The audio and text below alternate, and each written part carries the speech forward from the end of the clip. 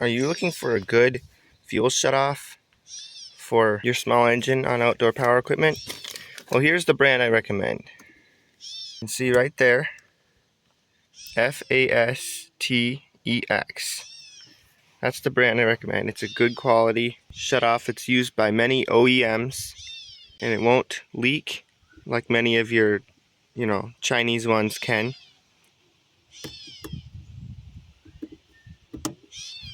It flows both ways, so it's non-directional.